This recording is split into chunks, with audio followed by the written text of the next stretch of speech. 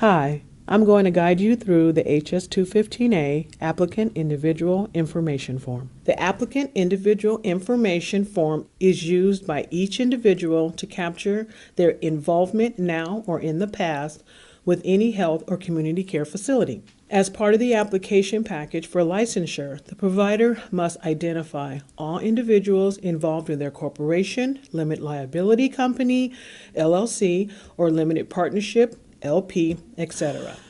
Tip: this includes owners, stockholders, officers, board members, managers, members, administrator, etc. The HS-215A form is a 3-page form broken up into 7 sections.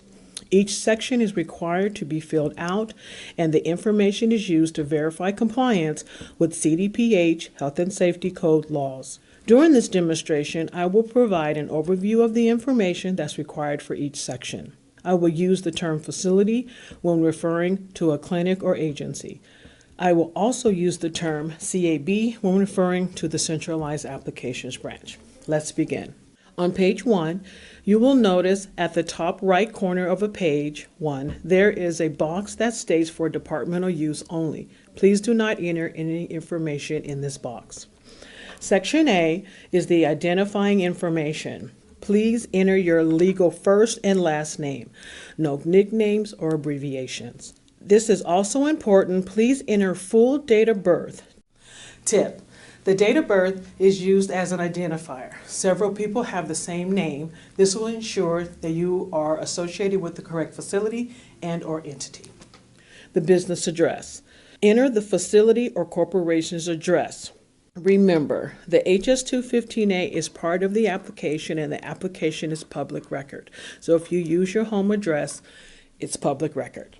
Title in relation to this facility. Enter all titles. If you are the administrator, the owner, the treasurer, etc., please enter all titles. Next, have you applied for any license for a health facility or community care facility using any name other than your true full name? Please enter any other names you have used to obtain a license for any other facility.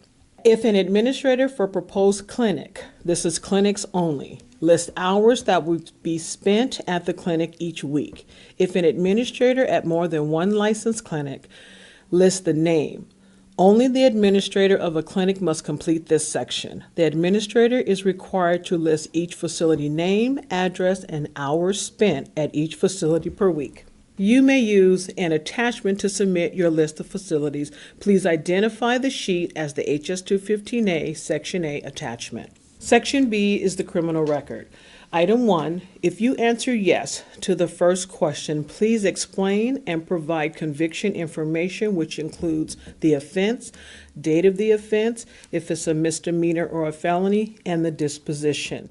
Item 2, if you answer yes, follow the same steps as above. You may also use an attachment to submit your listed facilities. Please identify the sheet as HS-215A Section B attachment.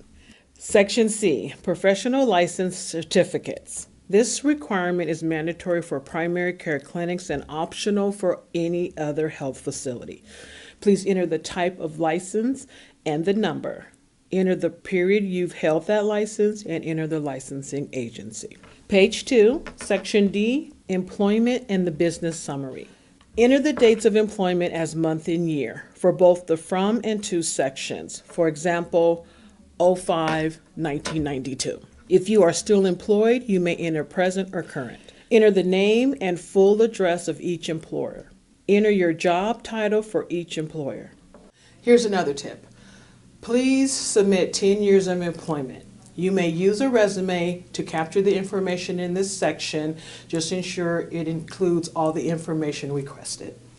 Section E, facility, agency, clinic involvement in and out of California. Item 1, if you are involved in any business entity, fill in the circle for yes. This would include owners, officers, LLC members, any involvement with any business. Item 2, if you have ever operated or managed, including management agreements, any of the facilities listed on this form, fill in the circle for yes. This includes administrators, anyone that's managing the operation of that facility daily. Item 3. Have you ever held a 5% or more beneficial ownership interest in any of the facility types? Fill in the circle for yes. Last tip. If you answered yes to any question in Section E, you must fill out the facility information sheet, which is titled page 3. Section F, adverse action. Have you ever been affiliated with any facility, either past or present, that has been identified as having one or more of the following adverse actions?